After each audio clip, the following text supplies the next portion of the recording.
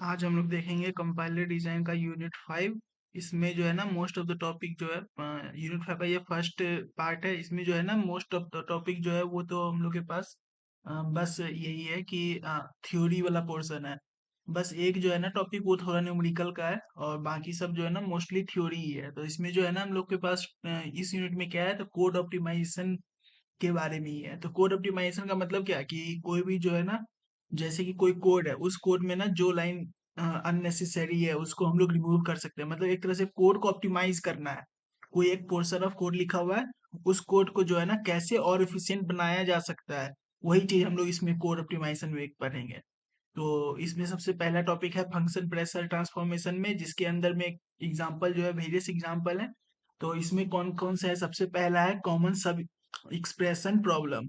तो common sub expression problem में क्या होता है, तो जैसे कि है ना, कोई अगर एक्सप्रेशन लिखा हुआ है, अब इस एक्सप्रेशन में ना जैसे कि ये a माइनस डी जो है, ये कॉमन है। ये कॉमन है, इसका जो वैल्यू जो है ना, इसका वैल्यू जो है ये क्या हुआ, जब हम लोग वैल्यू अगर रेंडमली कोई वैल्यू डाल के कर रहे हैं तो वैल्यू कोई चेंज भी नहीं हो रहा है। तो हम लोग इसको क्या कर सकते हैं, सीधा रिप्लेस कर सकते हैं ना, D equal to A minus D यहाँ पे करने के बजाय हम लोग क्या कर सकते हैं, डी इक्वल टू बी का हम लोग यूज कर सकते हैं। अगर यहाँ पे अगर बी का वैल्यू चेंज हुआ रहता, मतलब जैसे कि यहाँ बी है ना, ये बी का वैल्यू अगर ए माइनस डी है, इसके बाद अगर b इज इक्वल टू अगर कुछ और अगर लिखा होता है, b इज इक्वल टू समझो, मान लो कि कुछ और लिखा था, b इक्वल टू 3 हो गया होता, मान लो, तब हम लोग ऐसा नहीं कर सकते थे। हम लोग ऐसा कब कर पा रहे हैं, जब ये वैल्यू जो है ना सेम हो रही है। इसमें ना भी और कहीं पे भी ना b का वैल्यू चेंज नहीं हो रहा है, a माइनस डी ही है तो a माइनस डी है अभी, कहीं और चेंज नहीं हो रहा है। तो इस केस में हम लोग क्या कर सकते हैं, तो ये कॉमन सब एक्सप्रेशन है। इसमें कॉमन सब एक्सप्रेशन ये है कि a माइनस डी है, तो इसको इसके बदले हम लोग क्या कर सकते हैं, तो d equal to a minus D निकालने के बजाय हम लोग सीधा d इक्वल टू b लिख सकते हैं। तो ये एक मेथड है ऑप्टिमाइज करने का। फिर दूसरा मेथड है कांस्टेंट फोल्डिंग। दूसरा मेथड में क्या है, तो दूसरा कांस्टेंट फोल्डिंग में क्या कर रहे हैं, तो कांस्टेंट का जो वैल्यू होता है, मतलब हम लोग जो है ना कोड में बहुत सारे कांस्टेंट का यूज करते हैं। जरूरी नहीं है कि ये एग्जांपल है बस एक पाई का, कि पाई का वैल्यू 22/7 होता है। तो ये 22/7 हर बार वो थोड़ी ना कि डिवाइड करके हर बार तुम उसको कंप्यूट करने को दोगे। तो हम लोग क्या करते हैं, हम लोग एक डिफाइन कर लेते हैं, पाई इक्वल टू 3.14 एक डिफाइन कर लिए।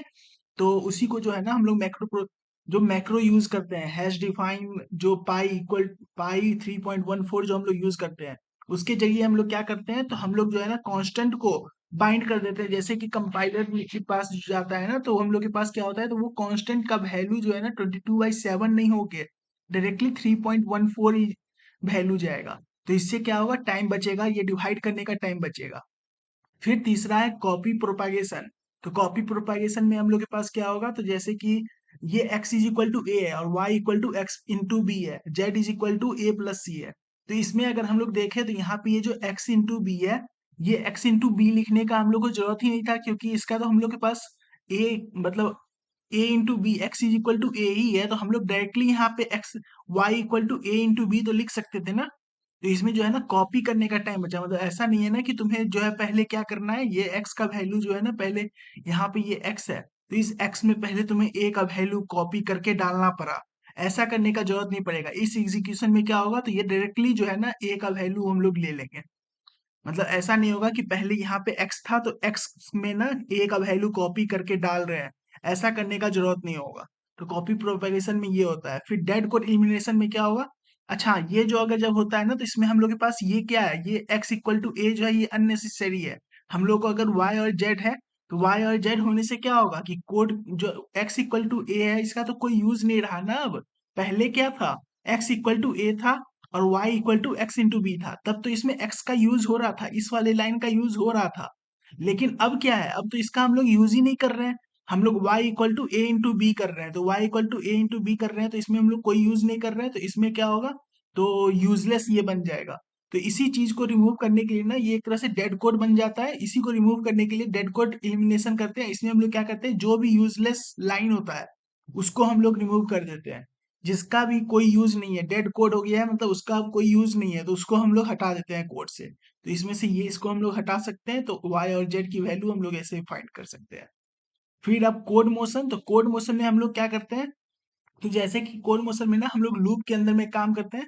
कोड मोशन में ना बेसिकली लूप के अंदर का हम लोग देखते हैं कि लूप जो है ना बहुत मतलब कोड ऑप्टिमाइज करने के लिए लूप ही सबसे बड़ा फैक्टर है ना। लूप के कारण ही ना मोस्टली टाइम जो है एग्जीक्यूट होने में टाइम लगाता है। तो हम लोग जो है ना लूप के अंदर में कितना टाइम एग्जीक्यूट करने में लगाएगा, उससे हम लोग के पास एफिशिएंसी पता चलता है। तो उसी को अगर हम लोग जितना कम करना कर सकते हैं ना, उतना हम लोग कम करने की कोशिश करते हैं। जैसे कि ये एग्जांपल है ना, y i is less than 10, x is equal to y in plus z, y plus z और i is equal to i plus one, ये हम लोग के पास कोड है। तो इसमें जो है ना जितने बार भी ये आई इज लेस देन 10 है, हर बार क्या हो रहा है, X is equal to Y plus Z हो रहा है। लेकिन यहाँ पे y प्लस जेड जो है एक्स इक्वल टू कोई वैल्यू तो चेंज नहीं हो रहा है ना। y और z का वैल्यू अगर ऊपर में समझो, y का वैल्यू अगर 1 है और z का वैल्यू मतलब 2 है, तो ये हर बार क्या हो रहा है, x इज इक्वल टू 3 हो रहा है, x equal to 3, x equal to 3, x equal to 3। ये तो चेंज हो ही नहीं रहा है ना। तो हम लोग इसको बार बार लूप में क्यों रन कर रहे हैं, हम लोग को इसमें लूप में रन करने की जरूरत नहीं है। तो इसी को रिमूव करने का जो है ना, इसी को रिमूव जो हम लोग करते हैं, इसी को हम लोग कोड मोशन करते हैं कि इसमें जो है ना, इसको हम लोग बाहर निकाल के ही एग्जीक्यूट कर लेंगे और व्हाइल के अंदर में इसको बार बार एग्जीक्यूट नहीं करना पड़े, जिससे टाइम बचेगा, इससे टाइम बच जाएगा। ये एक मेथड है। और फिर छठा मेथड है इंडक्शन वेरिएबल इलिमिनेशन या फिर रिडक्शन ऑफ स्ट्रेंथ।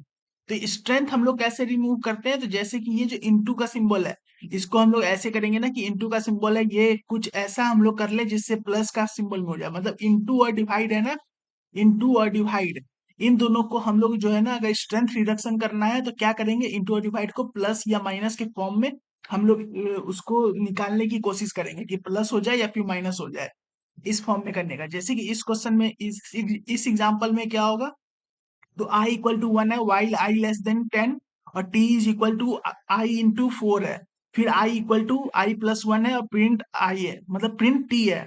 तो इसमें जो है ना i की वैल्यू जब 1 है तो t का वैल्यू 4 है। फिर उसके बाद जब इसमें हम लोग के पास i का वैल्यू जब 2 हो रहा है, तो t की वैल्यू क्या हो रही है, 8 हो रही है।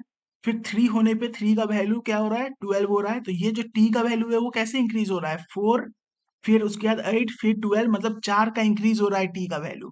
तो इसमें हम लोग को प्रिंट कर रहे हैं टी का, तो इसमें ये आई का कोई यूज हम लोग अभी, मतलब आई का यूज तो ऐसे एज सच है नहीं ना। तो इसको हम लोग क्या कर सकते हैं, रिमूव कर सकते हैं। इसी को हम लोग रिमूव करेंगे। और ये जो रिमूव करेंगे ना, इसी को हम लोग इंडक्शन वेरिएबल इलिमिनेशन कहते हैं, कि जो वेरिएबल जो है उसका कोई अगर यूजेस नहीं है तो उसको हम लोग इलिमिनेट कर रहे हैं। और फिर उसके बाद जो है ना स्ट्रेंथ को रिड्यूस कर रहे हैं। स्ट्रेंथ को कैसे रिड्यूस कर रहे हैं, तो टी का वैल्यू अभी क्या हो रहा था, आई इंटू फोर हो रहा, आई इंटू फोर हो रहा था। तो आई इंटू फोर की जगह पे हम लोग क्या कर रहे हैं, अब हम लोग अब नया कोड हम लोग क्या कर सकते हैं, ये टी का वैल्यू हम लोग 4 ही से स्टार्ट करेंगे। 4 से स्टार्ट किए, उसके बाद कहाँ तक, ये जो है ना क्या कर रहा है, बस t+4 कर रहा है। t+4 मतलब 4+4 8 हुआ, फिर 8+4 12 हुआ। इसके बाद जो है ना, अगर जब 4 होता तो 4 × 4 16, यहाँ पे 16 वैल्यू होता। ऐसे करके जो है ना, इस तरीके से वो +4 इंक्रीज हो रहा है। तो t is equal to t+4 हम लोग कर सकते हैं और इसी में हम लोग प्रिंट कर सकते हैं। तो इसको ये ये जितना भी चीज है ना अभी जो स्टार्टिंग का, वो सब कुछ ना सिमिलर सा है। और सब जो है ना बस कोड ऑप्टिमाइजेशन के लिए है। वो तुम अगर पढ़ोगे ना बस कि क्या हो रहा है, तो उसी से तुम्हें समझ में आ जाएगा। और इसमें जो है ना तुम्हें जो थ्योरी लिखने को आएगा, उसमें तुम ना एग्जाम्पल सब जो है, ये एग्जाम्पल है ना, एग्जाम्पल के जरिए तुम बस समझा सकते हो एग्जाम में। कुछ ज्यादा लिखने की जरूरत नहीं है, बस एग्जाम्पल को समझा दो, उससे हो जाएगा। अब जैसे कि ये है कोड ऑप्टिमाइजेशन इन बेसिक ब्लॉक। बेसिक ब्लॉक में हम लोग कोड को ऑप्टिमाइज कैसे करते हैं, उसका दो टाइप्स है। पहला है स्ट्रक्चर प्रोसेसिंग ट्रांसफॉर्मेशन और दूसरा है अलजेब्रिक ट्रांसफॉर्मेशन। स्ट्रक्चर प्रिजर्विंग में कौन से होते हैं, तो dead code elimination, common sub expression elimination, renaming of temporary variables, exchange of two independent adjacent statement. ये मेथड है स्ट्रक्चर प्रोसेसिंग ट्रांसफॉर्मेशन के अंदर में। अलजेब्रिक ट्रांसफॉर्मेशन में क्या है, कांस्टेंट फोल्डिंग, कॉपी प्रोपागेशन और स्ट्रेंथ रिडक्शन। इसमें से जो है ना कांस्टेंट फोल्डिंग हम लोग पढ़ चुके हैं, कॉपी प्रोपागेशन पढ़ लिए, स्ट्रेंथ रिडक्शन पढ़ लिए, डेड को एलिमिनेशन पढ़ लिए, कॉमन सब एक्सप्रेशन एलिमिनेशन पढ़ लिए। ये सब कुछ हम लोग पढ़ चुके हैं। बचा भी क्या है, रीनेमिंग ऑफ टेम्पोररी वेरिएबल और एक्सचेंज ऑफ टू इंडिपेंडेंट। तो हम लोग ये ऊपर का पहले ये तो है, ये तो पढ़ लिए, तुम बस एग्जाम्पल देख लेना कि क्या हो रहा है। और इसमें कोई दिक्कत नहीं। जैसे कि इसमें क्या है ना कि x इक्वल टू 2 है, तो अब ये जो है ना, if x is greater than 2, print जो है code is correct as, print करो कि कोड इज इनकरेक्ट। तो ये जो है, ये जो एग्जीक्यूशन है, ये तो कभी एग्जीक्यूट हो नहीं रहा है, तो इसको हम लोग डायरेक्टली लिख सकते हैं ना कि x इक्वल टू और प्रिंट कोड इज इनकरेक्ट। अगर वो उसे पहले से मालूम है, तो ये तो वैसे इफ कंडीशन है, तो तुम्हें पहले से मालूम नहीं होगा कि कौन सा वैल्यू है, लेकिन अगर कंपाइलर को पहले से मालूम है, तो इसको हम लोग ये लिखने की कोई जरूरत नहीं पड़ेगी, डायरेक्टली हम लोग प्रिंट कर सकते हैं। तो ये डेट कोड एलिमिनेशन है कि जो कोड का यूज नहीं है उसको हम लोग एलिमिनेट कर रहे हैं। कॉमन सब एक्सप्रेशन में हम लोग जैसे पहले पढ़े थे ना, वही कर सकते हैं। और वैसे इसको कॉमन एलिमिनेट करने के लिए ना हम लोग डीएजी का यूज करते हैं। तो डीएजी में इस तरीके से, जैसे कि ए प्लस बी है ना, तो ए प्लस बी जैसे कि है ए प्लस बी का हम लोग डीएजी बनाए, उसके बाद जो है फिर से है ए प्लस बी, तो फिर से ए प्लस बी है ना, तो दोबारा से ए प्लस बी कर कैसे हम लोग डोनेट करते हैं। तो मतलब ये ए प्लस बी है, और फिर ए प्लस बी प्लस सी है। अच्छा, यहाँ पे ये गलत हो गया, ये जो है ना यहाँ पे ये वैल्यू होता, यहाँ पे ये सी भी होगा, सी। तो ये ए प्लस बी है ना, इसमें हम लोग के पास ए प्लस बी ऐड करना है, तो ए प्लस बी हम लोग डायरेक्टली जो है ना क्या कर सकते हैं, इसको लेफ्ट चाइल्ड और राइट चाइल्ड बना सकते हैं। तो इसका वैल्यू क्या हो जाएगा, ए प्लस बी, और फिर इसमें हम लोग ऐड कर रहे हैं इसका हम लोग सी का वैल्यू को ऐड कर रहे हैं। बस ये है हम लोग के पास डीएजी इसका। और बाकी टेम्पोररी वेरिएबल्स में क्या है कि रीनेम कर सकते हैं, जैसे कि टी का वैल्यू अभी हम लोग एक कभी हम लोग जो है ना वेरिएबल है T equal to A plus B, इसको जो है ना बाद में अगर इसका कोई यूज नहीं है, किसी दूसरा को अगर हम लोग चाहेगा, तो इसको हम लोग क्या कर सकते हैं, एक्स इक्वल टू मतलब रीनेम कर सकते हैं, इस वेरिएबल को, टेम्पोररी वेरिएबल को रीनेम कर सकते हैं। ताकि अगर इसका अगर यूज नहीं है, एक्स का कहीं अगर यूज है, मतलब ए मतलब मान लो ना कि कोई कोड में अगर टी कहीं कि टी जो है ना स्टोर करके रखा है ए प्लस बी का, अब किसी और को चाहिए ना यही वैल्यू, ए प्लस बी का वैल्यू ही चाहिए, तो इसी को हम लोग क्या करेंगे, रीनेम कर देंगे उस चीज से कि इसमें रीनेम करके ए प्लस बी का वैल्यू हम लोग दे देंगे। यही है रीनेमिंग में। और इंटरचेंज में क्या है, तो मतलब दो स्टेटमेंट इंडिपेंडेंट स्टेटमेंट है, इसको इंटरचेंज कर सकते हैं, इसको पहले कर सकते हैं, इसको बाद में कर सकते हैं। ये इंटरचेंज है। अलजेब्रिक का तो हम लोग पहले ही पढ़ चुके हैं इसमें सब कुछ। फिर बिल्डिंग एक्सप्रेशन इन टीएजी, ये जो है ना डीएजी बनाने का आइडिया, यूनिट 4 में भी पढ़ चुके थे, ये यूनिट 5 में भी है। इसमें जो है ना, इसमें बस ये अलग से क्यों इसमें है ना, क्योंकि इसमें हम लोग के पास जो स्टेटमेंट आ रहे हैं, यहाँ पे ये जो जैसे कि स्टेटमेंट आ रहे हैं, इसमें क्या हो रहा है ना, तो सेम स्टेटमेंट एग्जीक्यूट हो रहे हैं। जैसे कि ए प्लस ए है, तो ए प्लस ए के लिए क्या होगा, हम लोग डीएजी में क्या बोले थे कि वेरिएबल बस एक बार आता है। तो ए अगर आया है, तो ए प्लस ए करना है, तो ए प्लस ए करने के लिए क्या होगा, इसमें हम लोग ऊपर नीचे दोनों चाइल्ड बना देंगे, और इसमें हम लोग क्या करेंगे, ये प्लस का सिंबल यूज करेंगे।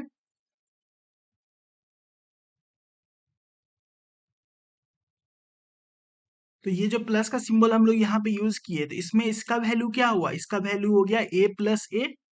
तो अब इस ए प्लस ए आया, ये जो यहाँ पे हम लोग किए, यहाँ पे जो हम करके दिखा दिए हैं कि आंसर में क्या है, तो ए है, ए का ही लेफ्ट, ये दोनों ऐसे करने का मतलब क्या हुआ कि लेफ्ट चाइल्ड भी ए है, राइट चाइल्ड भी है। तो लेफ्ट साइड और राइट साइड दोनों अगर ए है, तो क्या हो जाएगा, इसका वैल्यू ए प्लस ए यहाँ पे आया। अब ए प्लस ए आया, अब ए प्लस ए का भी लेफ्ट चाइल्ड जो है ए प्लस ए है, राइट चाइल्ड भी ए प्लस ए है। तो ए प्लस ए और ए प्लस ए आ गया। अब इस ए प्लस ए के लिए भी हम लोग क्या कर देंगे, लेफ्ट चाइल्ड ये है, राइट चाइल्ड ये है, तो इसमें क्या वैल्यू आएगा, ए प्लस ए वैल्यू आएगा लेफ्ट चाइल्ड में, राइट चाइल्ड का ए प्लस ए। तो ये पूरा वैल्यू जो है ना, हम लोग इससे एग्जीक्यूट कर सकते हैं। तो वैसे ही ये भी क्वेश्चन है जो हम लोग ऊपर में ही देख लिए थे कि कैसे हम लोग एग्जीक्यूट कर रहे हैं। तो मतलब ये जो है ना सिंपल सा डीएजी निकालने का ही है, बाकी और इसमें कुछ नहीं है। फिर एक कोड ऑप्टिमाइजेशन है, जिसमें भी हम लोग को कोड मोशन हम लोग पहले ही पढ़ चुके हैं, फ्रीक्वेंसी रिडक्शन ये सब जो है ना, मतलब लूप ऑप्टिमाइजेशन। तो इसमें हम लोग के पास क्या है, तो हम लोग फ्रीक्वेंसी को कम कर रहे हैं। जैसे कि ये एक्स इक्वल टू टेन है, एक्स इक्वल टू टेन जो है इसका कोई यूज ही नहीं है, तो हम लोग क्या कर सकते हैं, इसको हम लोग बार बार लूप में इसको हम लोग क्यों स्टोर करना, डायरेक्टली बाहर हम लोग एक्स इक्वल टू टेन कर लेंगे और बाकी एग्जीक्यूट कर लेंगे। फिर इंडक्शन वेरिएबल एलिमिनेशन में क्या करते हैं, तो कोई वेरिएबल जो है ना उसको एलिमिनेट करते हैं। जैसे कि ये मेन फंक्शन है, इसमें I one equal to zero है, I two equal to zero है। अब एक एक लूप चल रहा है, उस लूप में ना आई वन प्लस प्लस और B I two plus plus ये एग्जीक्यूट हो रहा है। लेकिन अब ये जो आई वन आई टू है, इसमें क्या वैल्यू हो रहा है, जब फर्स्ट टाइम लूप रन करेगा तो क्या होगा, जीरो जीरो पे आएगा, फिर उसके बाद वन वन पे आएगा, दोनों का वैल्यू सेम हो रहा है, फिर सेकंड में टू टू पे होगा। मतलब ये जो है वैल्यू जो है ना आई वन आई टू का सेम हो रहा है, और जीरो से स्टार्ट हो रहा है, जीरो वन टू ऐसे करके एन तक जा रहा है। तो जब अगर ऐसा हो रहा है, तो इसमें हम लोग इसका यूज ही क्यों कर रहे हैं, हम लोग इसका यूज करने का कोई तुक नहीं बना। तो हम लोग क्या करेंगे, इसमें डायरेक्टली हम लोग आई का यूज कर सकते हैं, मतलब ये आई वन प्लस प्लस और आई टू प्लस प्लस की जगह पे क्या हम लोग कर सकते हैं, डायरेक्टली बस आई का यूज कर लेंगे। ये हो गया इंडक्शन वेरिएबल इलिमिनेशन का। फिर लूप मर्जिंग में क्या होगा, तो दो लूप को हम लोग मर्ज करते हैं। ये तो हम लोग कॉमनली प्रोग्रामिंग में भी यूज करते हैं। हम लोग के पास अगर टाइम कॉम्प्लेक्सिटी कम करने का होता है तो हम लोग क्या करते हैं, मतलब कम टाइम लगे उसके लिए, कम रन टाइम हो उसके लिए हम लोग क्या करते हैं, दो लूप को हम लोग क्या करते हैं, अगर दो लूप का अगर जो है उसमें कोई मतलब इंटरफेरेंस नहीं है, कोई अगर ऐसा कुछ नहीं है, अगर जरूरत है तो हम लोग क्या कर सकते हैं, इसको एक साथ ही कर सकते हैं। जैसे कि हम लोग कभी कभी क्या करते हैं, हम लोग जो है ना, जो सम फंक्शन है, जो हम लोग जो लूप में ही अगर हम लोग एरे का सम निकालते हैं, तो हम लोग पहले क्या करते थे, पहले हम लोग करते थे कि पहले हम लोग एक बार एरे में पूरा वैल्यू को इनपुट लेते थे, फिर उसके बाद ट्रेवर्स करके सम लेते थे। तो उसको हम लोग क्या कर सकते हैं, मर्ज भी कर सकते हैं, उसको हम लोग क्या कर सकते हैं, एक साथ ही हम लोग उसको इनपुट ले रहे हैं और उसी में हम लोग सम भी कर रहे हैं। तो वो एक ही लूप में काम हो गया। वैसे दो बार लूप रन हो रहा है, ये जैसे कि एक बार लूप रन हुआ, फिर उसके बाद ये दोबारा लूप, दो लूप रन हो रहे हैं। लेकिन अब इसमें क्या हो रहा है, एक ही लूप में वो काम हो रहा है। तो ये लूप मर्जिंग क्या आता है कि लूप मर्जिंग में दो लूप को हम लोग मर्ज करके एक लूप में बना दिए। लूप अनरोलिंग ये हम लोग जो है ना बहुत कम यूज करते हैं। ये जो है ना जब कम, मतलब लूप जो है ना नंबर ऑफ टाइम्स जो जितना एग्जीक्यूट हो रहा है वो बहुत कम नंबर ऑफ टाइम्स एग्जीक्यूट हो रहा है, तो लूप लिखने से अच्छा कि हम लोग डायरेक्टली लिख ले। जैसे कि आई इक्वल टू जीरो से आई इक्वल टू थ्री तक अगर हम लोग को प्रिंट करना है, सीडी को अगर प्रिंट करना है, तो तीन बार अगर प्रिंट करना है तो डायरेक्टली तीन बार यहाँ पे ऐसे ही लिख लो। ये इसमें लूप लगाने की क्या जरूरत थी, तो यही हम लोग लूप अनरोलिंग का है। अब पी फोर ऑप्टिमाइजेशन, तो इसमें भी जो है ना, इसमें भी ना तुम्हें कोड गिवन होगा, उस पूरे कोड में से ना तुम्हें ये सब कुछ हटा के ऑप्टिमाइज करना है। पी फोर ऑप्टिमाइजेशन में हम लोग क्या करते हैं, सबसे पहले मतलब ये सब जो है ना सब कुछ हटाते हैं हम लोग। सबसे पहले रिडंडेंट लोड और स्टोर इलिमिनेशन जो है ना हम लोग इसका यूज करते हैं। इसमें हम लोग के पास क्या होता है, तो इसमें हम लोग रिडंडेंसी को हम लोग इलिमिनेट करते हैं। जैसे कि ये कोड है y is equal to X plus five और i is equal to Y, तो z और z is equal to I और w equal to z into three. तो इसमें जो है ना ये देखो कि y is equal to X plus five तो है, फिर i is equal to Y, मतलब y का वैल्यू को हम लोग i में दे रहे हैं, फिर z का वैल्यू को हम लोग i का वैल्यू दे रहे हैं, फिर w में हम लोग क्या कर रहे हैं, z का वैल्यू यूज कर रहे हैं। तो एक तरह से इनडायरेक्टली देखा जाए तो ये y का वैल्यू ही तो यहाँ पे डाल रहे हैं। मतलब ये z इज इक्वल टू आई था, तो यहाँ पे ये i हम लोग अगर करें, फिर i is equal to Y था तो y इंटू थ्री। एक तरह से इनडायरेक्टली क्या कर रहे हैं, w is equal to Y into three ही तो कर रहे हैं।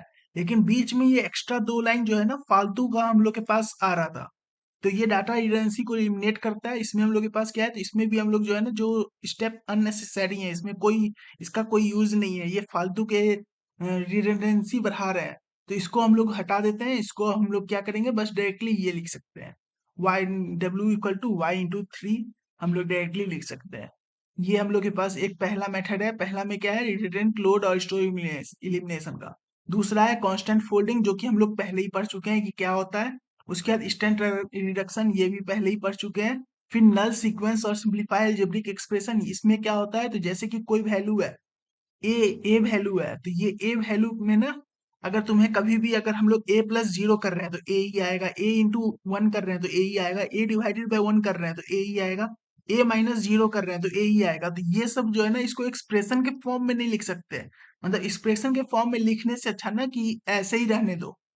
मतलब कभी भी अगर हम लोग कोई कोड लिख रहे हैं उसमें ना कभी हम लोग ऐसे नहीं लिखेंगे ना कि a is equal to A plus zero, zero से ऐड करने का कोई तुक ही नहीं बनता, तो वो लिख ही क्यों रहे हैं हम लोग, वो एक तरह से फालतू लाइन हम लोग ऐड कर रहे हैं। इसको हम लोग डायरेक्ट क्या करते हैं, सीधा हम लोग डिलीट कर देते हैं, इसको तो कोई जरूरत ही नहीं है ना, ये तो सेम वैल्यू ही जब दे रहा है तो सेम वैल्यू का चीज को लिखने का क्या जरूरत है। तो यही हम लोग के पास नल सीक्वेंस हुआ। उसके बाद हम लोग के पास क्या है, कंबाइन ऑपरेशन। तो कंबाइन ऑपरेशन में हम लोग क्या कर रहे हैं, जैसे कि ये है a is equal to b plus c है, फिर दोबारा क्या हो रहा है, तो इसी a का यूज हो रहा है, इसी a का यूज हो रहा है, तो इसको हम लोग क्या कर सकते हैं, a का यूज हो रहा है तो इसमें हम लोग कंबाइन कर सकते हैं, a is equal to b plus c है और a equal to A plus e c है। तो इसमें a प्लस ई है, तो a प्लस ई है तो उसमें हम लोग क्या कर सकते हैं, a का वैल्यू जो है b प्लस सी, ये हम लोग वैल्यू इसमें पुट कर सकते हैं। तो डायरेक्टली क्या बन जाएगा, a is equal to b plus e, ये हम लोग डायरेक्टली लिख सकते हैं। फिर छठा जो है वो डेड कोड एलिमिनेशन है, जो कि पहले भी ऊपर में बता चुके हैं कि क्या होता है। डेड कोड एलिमिनेशन में हम लोग के पास जो यूजलेस कोड होते हैं उसको हम लोग रिमूव कर देते हैं पूरा। तो ये था समझो थ्योरी का पोर्शन जो अभी तक हमारे क्लास में हुआ है। अब जो है ना, जो एक न्यूमेरिकल, बस ये एक न्यूमेरिकल है यूनिट पूरे 5 में। हाँ, यूनिट 5 में बस ये एक न्यूमेरिकल है जो अगर एग्जाम में आएगा तो 12 नंबर का ये क्वेश्चन में आएगा, उससे कम में नहीं आएगा। ये क्योंकि बहुत टाइम कंज्यूमिंग है, बहुत ज्यादा लेंदी है ये। मतलब कैलकुलेशन में बहुत टाइम लगता है इसका। तो इसीलिए अगर ये आएगा तो ये 12 मार्क का ही क्वेश्चन में आएगा। इसको एक अलग वीडियो में ही हम बता देंगे।